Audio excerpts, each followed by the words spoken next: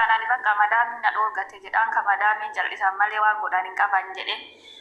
Ramadaana bara waggaa tanaa ramadaanni bahee ji'a tokko ture itti kenne naa ergi jedheeni.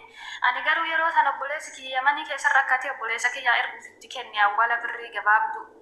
Naa ergi jedheen akkatti obboleessani alaa rakkate ishi naan jedhee achiin lafa seene anillee amma kadhataa dhaqee dhiisee gara biraatiin ergee obboleessa kiyyaa ta bira amma eegasiisi dabalee 2,800 godhe hoodhu ayyeet itti birrii sibira jirtu dabalii awwala 1,000 itti kenne 2,800 itti kenne naa ergi amma tana awwalallee si kadhee dadhabee waan ruuhiiti kaan siin jedhee na diddeetiniin akkasitti calliftee lafaan seente ammas naa ergi hoodhu jedhe.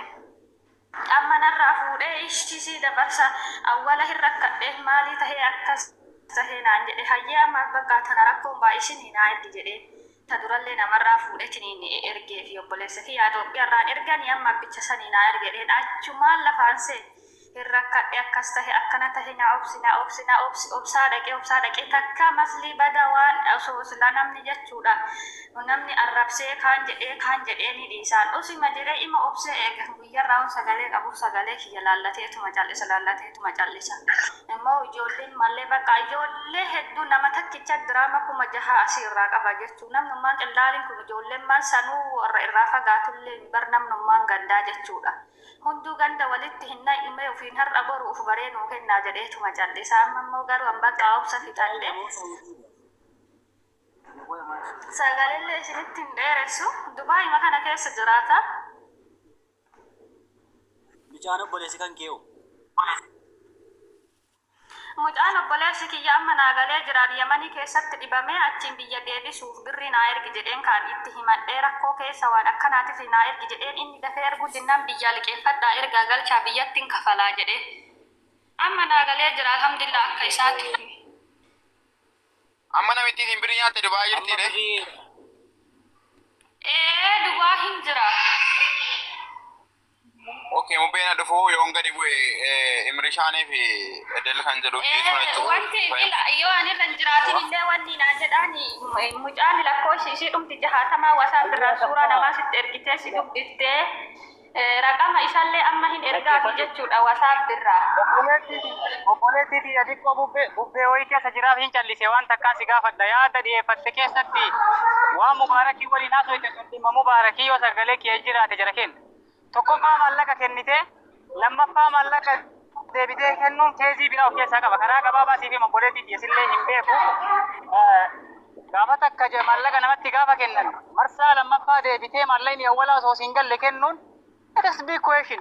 Sigalee waan kenneef beeka ila namni si sobaatee waan ittina kennisiisu jira obboleettii teezii maal kahee jalqaba maallaqa itti galtee erguu didee lammaffaa si deebisiise maali?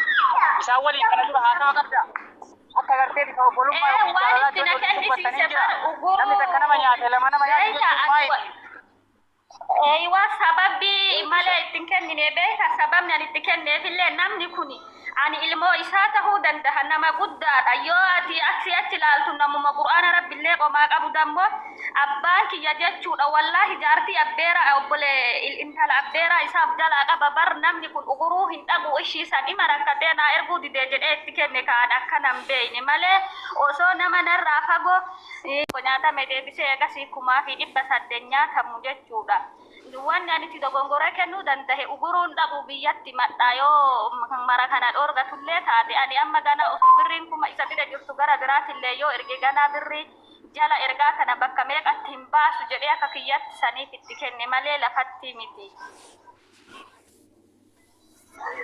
Ayyee ati amma ragaadhaaf ragaa guutuu qabda. Sagalee isaa waan inni naan jedhu sagalee isaa erguufii danda'a.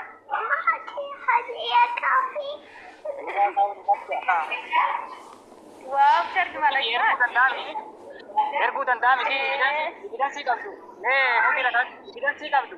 Dhagaayyo obboleetti evidensii qabdu karaa WhatsApp immoo beekaayi.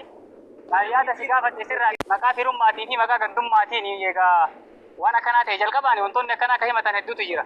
Jaalala waliin dabarsanii kaanii dhufanii himatan jedheetiin si gaafatte. Marsaa jalqaba maallaqa kennitee marsaa lammaffaa maaltu si kennisiise yoo jedhu gaafiin sun gaafii ifaatiin haa deebistee jirta.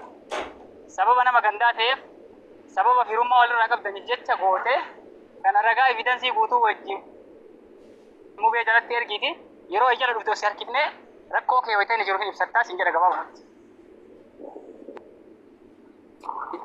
Itti ibsatteetti miti waastaappiidhaan na arguu didee malee jettee akka gootu kaabaleetti kan goo ragaa guutuudhaa fi suuraa isaatii lakkoofsa isaa itti ergita. Inni kan jiru Dubaayiidha miti. Ati walumaa galatti maallaqa aga qabdu biraa qabduu fi aga isa uffatee fi suuraa isaatii fi ragaa guutuu ergitee fi haala kanaan dubbanna jechuudha. Amma lakkoofsa 24 kan keessi akeekannaa yaada kan kee biraan sii geenya jechuudha yeroo inni jiruttis. Yoommoo inni si dubbisu dide keessaa na dubbisiiti ittiin si himaa jechuudha. Haala kanaan walii galla. Ati immoo maqaa kan kee irra godhatu maddu lakkoofsa 24 namni akeekkatu yeroo hunda namni barreeffama si'a malee nama maqaa namaan se'u waan ta'eef. Haala kanaan deemna jechuudha. Haaya biyyi dubbadda. Yaa eeyyeen akkasuma bakka isin biraan gahatee yeroo hunda biiziidha waan ta'e hojii biizina godhatin jiru mirishaanii fi adilati yeroo sentanii yaadachiisaa fi mubeedhaan keessoof illee itti maa akira jaatamaa itti lakkoofsi kanaafuu akkisii aba'uufi akkasi. Sirra akkas ayyee. Ai follow you godheera. Ayyee bareeda gaa amma faali tokko lorkisaa yemmuu mubaarik ka'utti fataa'inna. Silas yeroo kaan hojii hojjeta waan ta'eef mubaarik yeroo addeebe. Olgalchaa shamara jiituu rafteetti nu keessa uummata rafu kana rafan hojii olgalchaa. Sirri jette dhugaa jette. Mee haati Zuleekaa fuula qabdu seenaame gisee mara rakkoo teessanii mataa noolluuti waan keessaa laallannu laallanna. Yaa mirishaa kunusi keessaa jaabaa jechuudha. As ba'i meeshaadha. Ishii kana laal dubbata. Ara kun isii miti. Ara kun bikshanii malee isii miti jedhana maal taatan? يا أخي الله يبارك فيك ساعدنا ربي يحفظك الله يجبر بخاطرك يا أخي لا تخجلنا لا تجيبك Saayiduu na obboleettiiti garam dandeenya Oromoon saayiduu naan dachii balleessite lafeetiyyaa. Oromoo yoo dadhabne wallahi.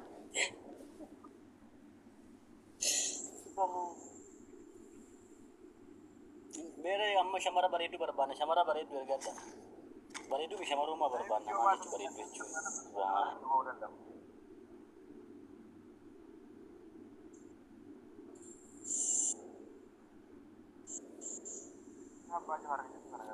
Sheekaa Roobellee as jira.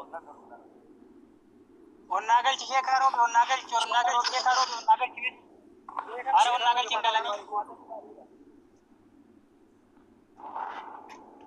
Sheekaa Roobe. Ol galchi.